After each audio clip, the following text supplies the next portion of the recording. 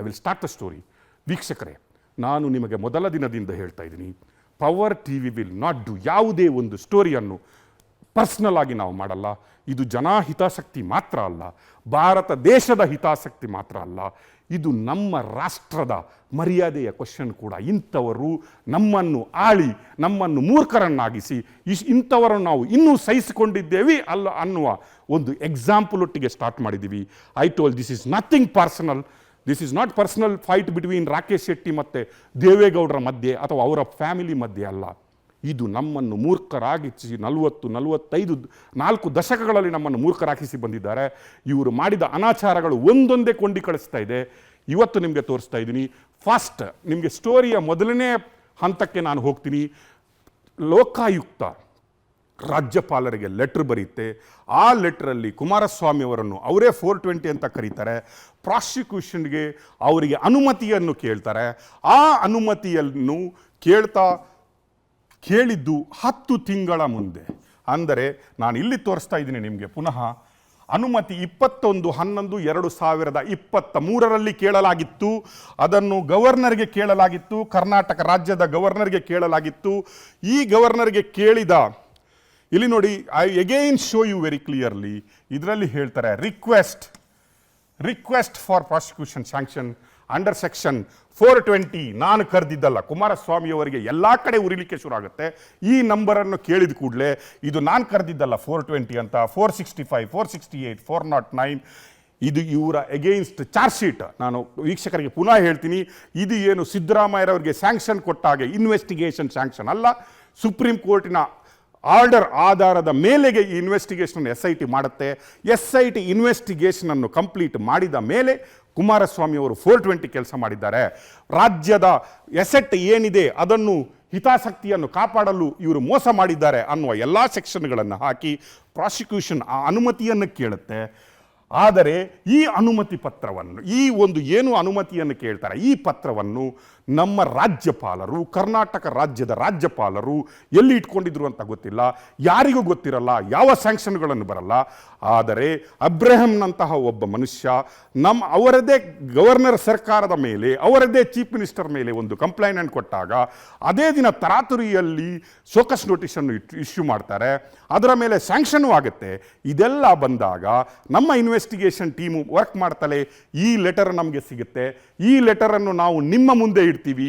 Governor ಒಂದು ಕಣ್ಣಿಗೆ ಬೆಣ್ಣೆ ಒಂದು ಕಣ್ಣಿಗೆ ಸುಣ್ಣ ಮಾಡ್ತಾ ಇದ್ದಾರಾ, ಅಥವಾ ಕೇಂದ್ರ ಸರ್ಕಾರದ ಅಣತೆಯ ಮೇರೆಗೆ ಗವರ್ನರ್ ಅವರು ಕೆಲಸ ಮಾಡ್ತಾ ಇದ್ದಾರಾ, whether he is doing illegal, ಒಂದು ರೀತಿಯ ಇಲ್ಲೀಗಲ್ ಆ್ಯಕ್ಟ್ ಮಾಡಿಬಿಟ್ಟು ನಮ್ಮ ಗವರ್ಮೆಂಟನ್ನು ವೀಕ್ ಮಾಡಲಿಕ್ಕೆ ಟ್ರೈ ಮಾಡ್ತಾ ಇದ್ದಾರೆ ಎನ್ನುವ ಆರೋಪವನ್ನು ಕಾಂಗ್ರೆಸ್ ಅವರು ಹಾಕ್ತಾರೆ. ಇದರ ಮೇಲೆ ನೆಕ್ಸ್ಟ್ ಡೇ ಸರ್ಪ್ರೈಸಿಂಗ್ಲಿ, ನಮ್ಮ ಸ್ಟೋರಿ ಆದ ನೆಕ್ಸ್ಟ್ ಡೇ ಸರ್ಪ್ರೈಸಿಂಗ್ಲಿ ಗವರ್ನರ್ ಒಂದು ಲೆಟರ್ ಬರೀತಾರೆ ಅದೇ ಲೋಕಾಯುಕ್ತಕ್ಕೆ. ಆ ಲೆಟ್ರಲ್ಲಿ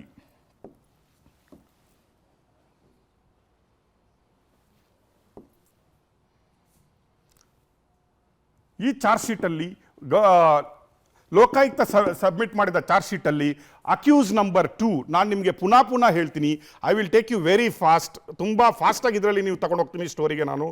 ಇಲ್ಲಿ ಅಕ್ಯೂಸ್ ನಂಬರ್ 2, ಇದರಲ್ಲಿ ಅಕ್ಯೂಸ್ ನಂಬರ್ 1 ವಿನೋದ್ ಗೋಯಲ್, ಯಾರು ನಮ್ಮ ಇವತ್ತು ಮಂತ್ರಿಗಳು ಕರೀತಾರೆ ಅವನು ಫ್ರಾಡ್ ಅಂತ, ಅನದರ್ ಫ್ರಾಡ್. ಇಲ್ಲಿ ನಾವು ನೋಡಿದರೆ ಅಕ್ಯೂಸ್ ನಂಬರ್ 1ನಲ್ಲಿ ವಿನೋದ್ ಗೋಯಲ್ ಇದ್ದರೆ, ಯಾರು ಫ್ರಾಡ್ ಅಂತ ನಮ್ಮ ಕುಮಾರಸ್ವಾಮಿ ಅವರು ಕರೀತಾರೆ. ಬಟ್ ಅದೇ ಫ್ರಾಡನ್ನು ಅದೇ ಚಾರ್ಜ್ ಶೀಟಲ್ಲಿ ಸೆಕೆಂಡ್ 420 ನಮ್ಮ ಮಾನ್ಯ ಕುಮಾರಸ್ವಾಮಿ ಅವರು ಇರ್ತಾರೆ. ನಾನು ಹೇಳ್ತಾ ಇರೋದಲ್ಲ, ಇದು ಲೋಕಾಯುಕ್ತ ಹೇಳಿದಂತಹ ಸೆಕೆಂಡ್ ಅಕ್ಯೂಸ್ಡ್ ನಂಬರ್ 2, ಇದು ಇನ್ನೊಂದು 420. ಇವರು ಇನ್ನೊಬ್ಬ ಆರೋಪಿ ನಂಬರ್ 2 ಆರೋಪಿ ಕುಮಾರಸ್ವಾಮಿಯವರು ಅಂತ ಆರೋಪ ಪಟ್ಟಿಯನ್ನು ಸಿದ್ಧಪಡಿಸಿ ಇದನ್ನು ನಮ್ಮ ಗವರ್ನರ್ ಅವರಿಗೆ ಸಬ್ಮಿಟ್ ಮಾಡಿರ್ತಾರೆ. ನಾನು ಪುನಃ ಹೇಳ್ತೀನಿ, ನಮಗೆ ಗೊತ್ತಿಲ್ಲ ಗವರ್ನರ್ ಅವರು ಇದನ್ನು ಎಲ್ಲಿ ಇಟ್ಕೊಂಡಿದ್ರು ಅಂತ, but it will not come to anywhere, ಯಾವ ಒಂದು ಪ್ರೆಸ್ ಆಗಲಿ ಎಲ್ಲಿನೂ ಬರಲ್ಲ, ನಾಟ್ ಈವನ್ ಗವರ್ಮೆಂಟ್ಸ್. ನಾವು ಹೇಳುವವರೆಗೆ ಕರ್ನಾಟಕದ ಗವರ್ಮೆಂಟಿಗೂ ಗೊತ್ತಿರಲಿಲ್ಲ ಇಂಥದ್ದು ಒಂದು ಸ್ಯಾಂಕ್ಷನ್ಗೆ ಲೋಕಾಯುಕ್ತದವರು ಕುಮಾರಸ್ವಾಮಿ ಅವರ ಸ್ಯಾಂಕ್ಷನ್ ಕೇಳಿದ್ದಾರೆ, ಇದು ರಾಜ್ಯಪಾಲರ ಆಫೀಸಲ್ಲಿದೆ ಅಂತ. ಅಂಟಿಲ್ ಪವರ್ ಟಿವಿ ಅವರು ಇದನ್ನು ರಿವೀಲ್ ಮಾಡುವವರೆಗೆ ನೋಬಡಿ ನೋಸ್ ಇಟ್. ಅದರ ನಂತರ ನಾನು ನಿಮಗೆ ಸೆಕೆಂಡ್ ಫೋಲ್ಡರ್ಗೆ ಕರ್ಕೊಂಡು ಹೋಗ್ತೀನಿ. ಸೆಕೆಂಡ್ ಫೋಲ್ಡರಲ್ಲಿ you can see that governor's letter, governor ಒಂದು ಲೆಟರ್ ಬರೀತಾರೆ.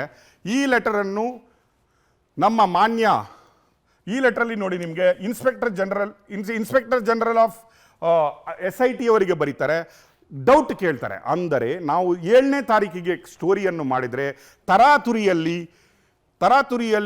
ಫಸ್ಟ್ ಲೆಟರ್,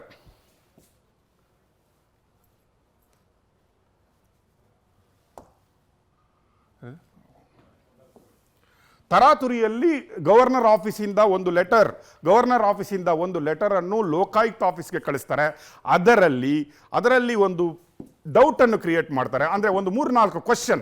ಅಂದರೆ ಗವರ್ನರು, ನಾವು ಎಲ್ಲರೂ ಬ್ಲೇಮ್ ಮಾಡಬಾರ್ದು, ವಿರೋಧ ಪಕ್ಷ ಅಂದರೆ ಆಡಳಿತ ಪಕ್ಷದ ಕಾಂಗ್ರೆಸ್ ಅವರು ಇಲ್ಲ, ಗವರ್ನರ್ ಅವರು ಯಾವುದೋ ಒಂದು ಇಂಟ್ರೆಸ್ಟಲ್ಲಿ ಕೆಲಸ ಮಾಡ್ತಾ ಇದ್ದಾರೆ, ಕುಮಾರಸ್ವಾಮಿಗೆ ಒಂದು ನ್ಯಾಯ ಕೊಡ್ತಾ ಇದ್ದಾರೆ, ಸಿದ್ದರಾಮಯ್ಯನವರಿಗೆ ಒಂದು ನ್ಯಾಯ ಕೇಳ್ತಾ ಇದ್ದಾರೆ ಅನ್ನುವ ಡೌಟ್ ಕ್ರಿಯೇಟ್ ಆಗಬಾರ್ದಂತ ಈ ಫೈಲ್ಗೆ ಮೂವ್ಮೆಂಟ್ ಸಿಗುತ್ತೆ. ಗವರ್ನರ್ ಆಫೀಸಲ್ಲಿ ಡೇಟ್ ನೋಡಿ, ಇದು 29/7/2024 inspector general of police investigation team Karnataka Lokayukta MS building Bengaluru ಇವರಿಗೆ ಬರೀತಾರೆ. ಇದರಲ್ಲಿ ಬರೀತಾರೆ proposal for sanction of prosecution under crime number 16 2014 regarding. ಇದರಲ್ಲಿ 2 ಡೌಟ್ ಕೇಳ್ತಾರೆ. ಮೇನ್ ಡೌಟ್ ಏನಂದ್ರೆ, ಒಂದು evidence number 19 that is Shri DV Prasad in statement dated 10/2/2015 has stated that the handwriting and signature is of SD Kumaraswamy, and in restatement dated 17/6/2007 has stated that he cannot exactly say that the signature and the handwriting is of Shri HD Kumaraswamy. ಅಂದರೆ ಮೊದಲ doubt DV Prasad ಯಾರು ಕುಮಾರಸ್ವಾಮಿ ಅವರ secretary ಆಗಿರ್ತಾರೆ, official secretary ಆಗಿರ್ತಾರೆ, ಆಗ ಅವರು 2 ಸ್ಟೇಟ್ಮೆಂಟ್ಗಳನ್ನು SIT ಅವರು ತಗೊಳ್ತಾರೆ. ಒಂದು ಸ್ಟೇಟ್ಮೆಂಟಲ್ಲಿ ಅವರು ಹೇಳ್ತಾರೆ, ಹೌದು ಅದು ಸಾಯಿ ವೆಂಕಟೇಶ್ವರ ಅಂತ ಬರೆದಿರೋದು ಕುಮಾರಸ್ವಾಮಿ ಅವರು, ಅದರ ಕೆಳಗಡೆ ಸಿಗ್ನೇಚರ್ ಅವರಿದೆ ಅಂತ ಹೇಳ್ತಾರೆ. ಎಗೈನ್ 2 ವರ್ಷದ ನಂತರ ಅಂದರೆ 2017 ಪುನಃ SIT ಅವರನ್ನು ಕರೆದು ಇನ್ನೊಂದು ಸ್ಟೇಟ್ಮೆಂಟ್ ಕೇಳುತ್ತೆ. ಆಗ ಅವರು ಹೇಳ್ತಾರೆ, ಈಗ ಟೈಮ್ ಆಗಿದೆ, ಇದು 2017 ಮಾಡಿರೋದು, ಈಗ ನನಗೆ ಅದು ಸರಿಯಾಗಿ ನೆನಪಿಲ್ಲ, ಕುಮಾರಸ್ವಾಮಿ ಬರ್ದಿರೋದೇನಂತ, ಬಟ್ ಸಿಗ್ನೇಚರ್ ಇರೋದು ಕುಮಾರಸ್ವಾಮಿ ಅಂತ ನಾನು ಒಪ್ಕೋತೀನಿ ಅಂತ ಹೇಳ್ತಾರೆ. ಇದನ್ನು ರಾಜ್ಯಪಾಲರು ಕ್ವಶನ್ ಮಾಡ್ತಾರೆ. Like advocate of mister HD Kumaraswamy.